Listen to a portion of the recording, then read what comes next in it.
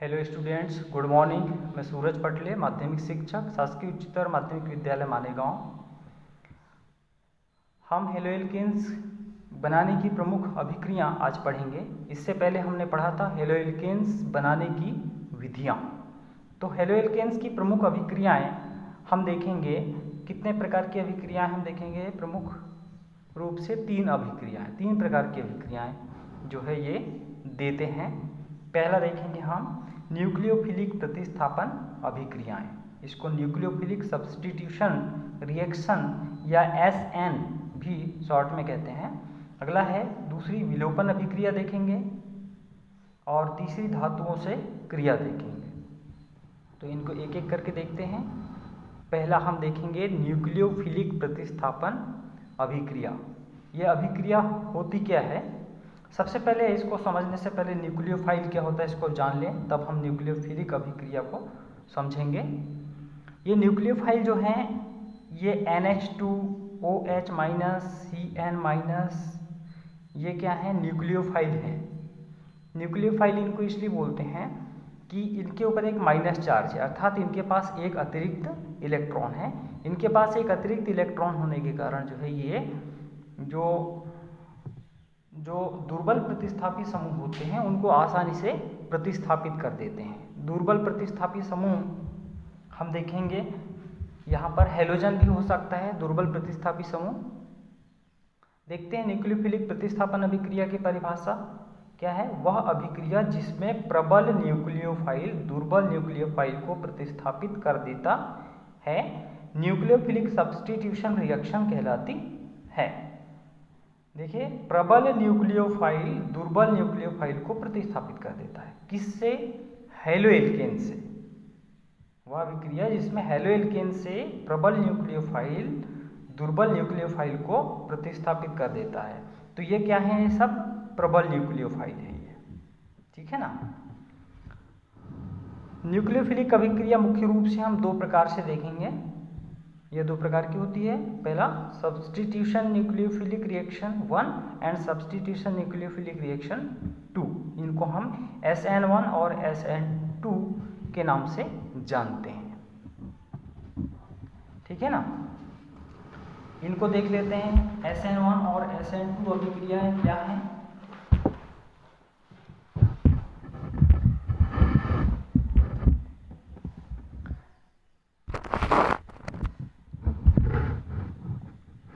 SN1 अभिक्रिया, यह क्रिया दो पदों में पूर्ण होती है, जिसमें पहले पद में धीमी गति से न्यूक्लियोफाइल अलग होकर कार्बोकेटायन बनाता है। ये देखिए, मैंने पहला पद लिखा है।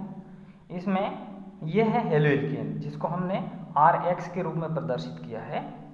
तो इसके पहले पद में यह अभिक्रिया धीमी गति से होती है, जिसमें न्यूक्लियोफाइल अलग होकर कार्बोकेटायन बनाता है। तो यहाँ पर यह न्यूक्लियोफाइल होगा जो इस एल्किल समूह से पृथक होकर के ये बनाया, यह है कार्बोकेटायन। क्यों है कार्बोकेटायन?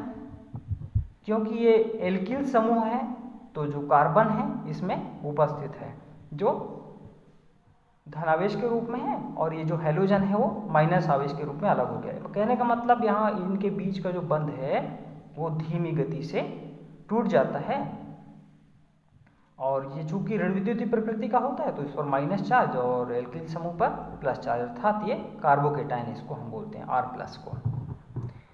दूसरे पद में देखेंगे, दूसरे पद में प्रबल न्यूक्लियोफाइल OH- अभी जैसा मैंने बताया तीव्र गति से कार्बोकेटायन के साथ जुड़ता है।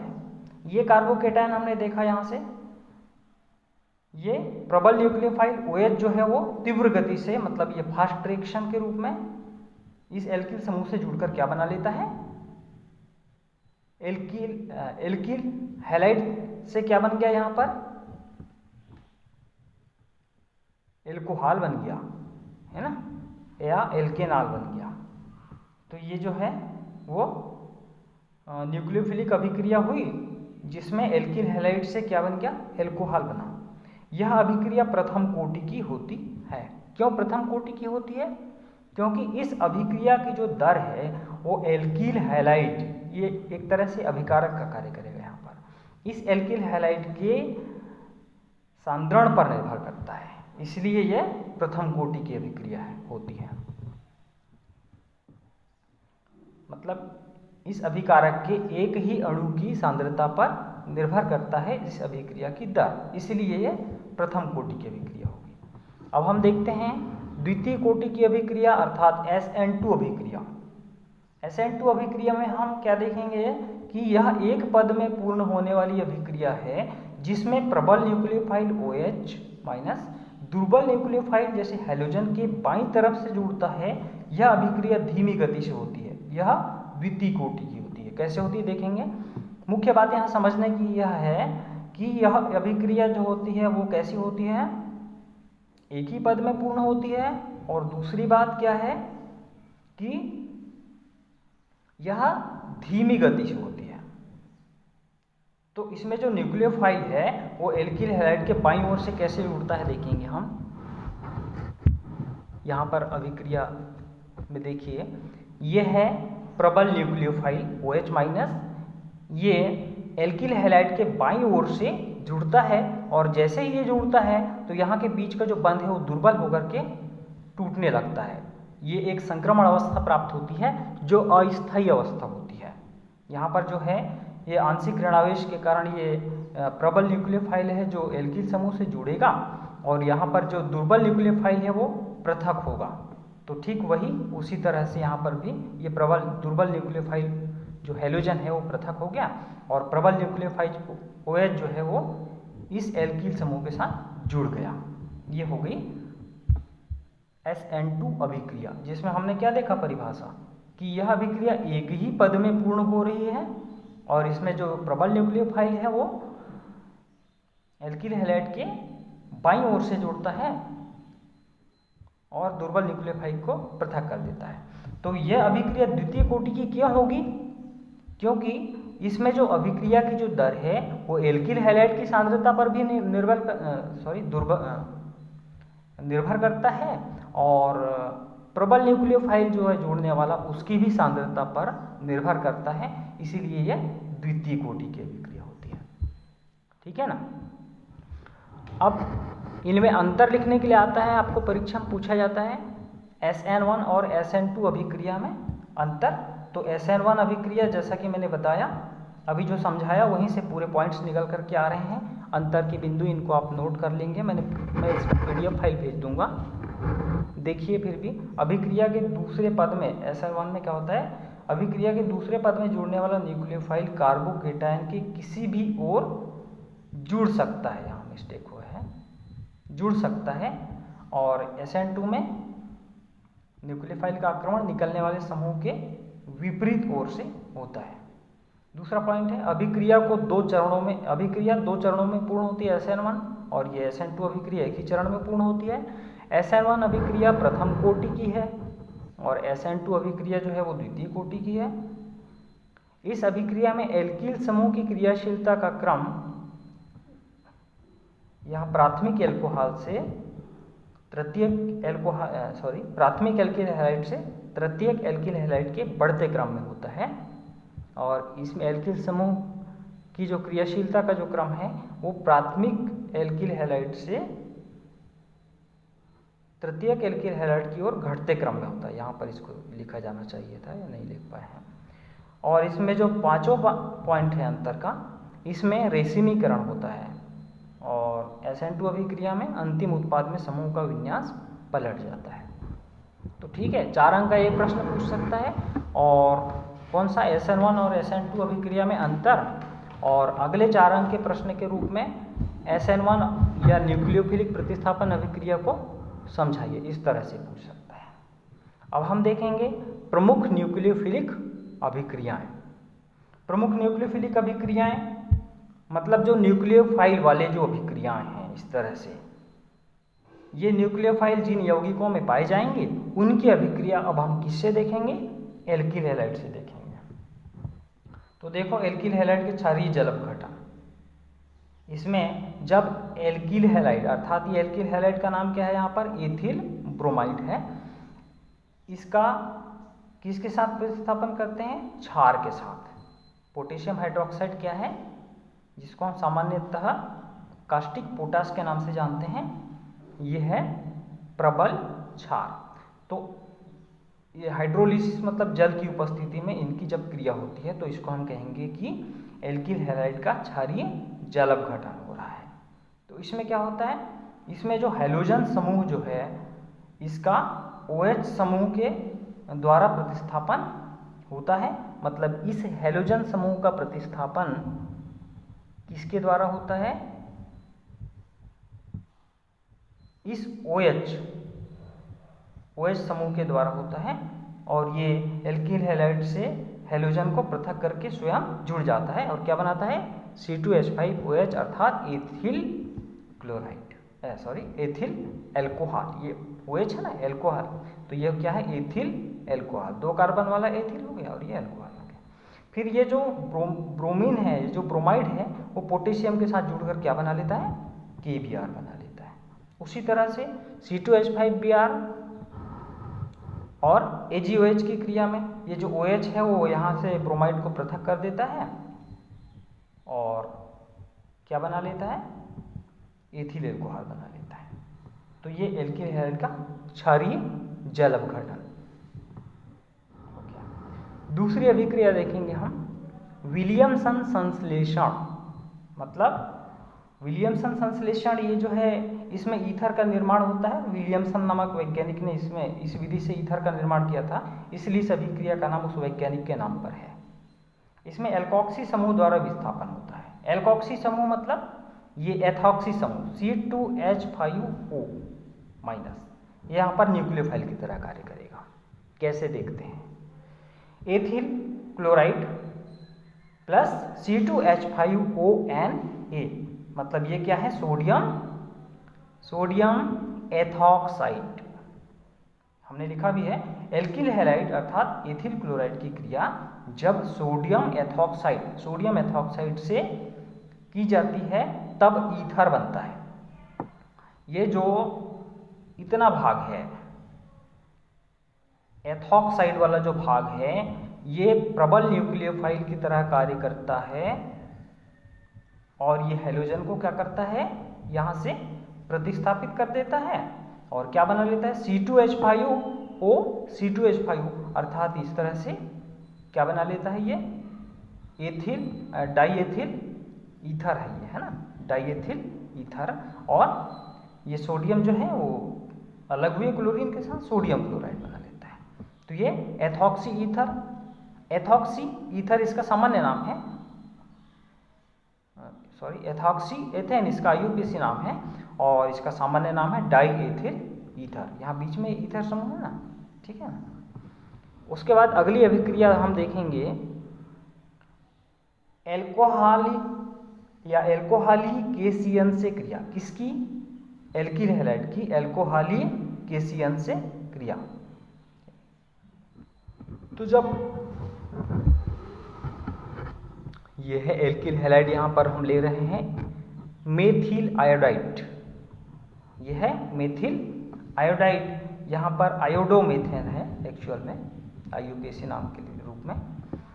ये मेथिल आयोडाइड जब पोटेशियम साइनाइड के साथ अभिक्रिया करता है या इसको अभिकृत कराया जाता है इसके साथ में, यहाँ पर हम देखेंगे CN साइनाइड जो न्यूक्लियोफाइल है उसके द्वारा इस आयोडाइड हैलोजन का प्रतिस्थापन, तो यहाँ CH3CN बन जाता है और ये Ki अलग हो जाता है।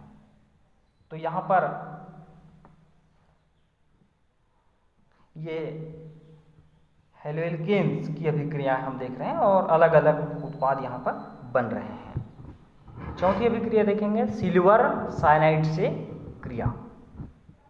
सिल्वर साइनाइड से क्रिया, सिल्वर साइनाइड के वियोजन से आइसोसाइनाइड आयन मिलता है, अतः उत्पाद एल्किल आइसोसाइनाइड प्राप्त होता है। जब हम एथिल ब्रोमाइड की क्रिया सिल्वर साइनाइड से कराते हैं तब हमको एथिल आइसोसाइनाइड प्राप्त होता है। यहाँ से ये Cn प्रतिस्थापित नहीं करेगा ब्रोमाइड को, NC प्रतिस्थापित करेगा। ये NC और Cn क्या है, जो Cn है वो साइनाइड क्रियात्मक समूह को प्रदर्शित करता है, और जो NC है वो आइसोसाइनाइड क्रियात्मक समूह को प्रदर्शित करता है। तो जहाँ KCN की क्रिया देखे थे तो वहाँ साइनाइड समूह हेलोजन को प्रतिस्थापित कर रहा था। यहाँ पर जब हम सिल्वर साइनाइड की क्रिया देख रहे हैं तो यहाँ पर आइसोसाइनाइड समूह जो है वो ब्रोमाइड को पृथक करके क्या बना रहा है, इथाइल आइसोसाइनाइड बना रहा है। ठीक है ना। अगली अभिक्रिया देखेंगे 5वीं, अमोनिया तथा एमीनो से क्रिया। अमोनिया तथा एमीनो से क्रिया।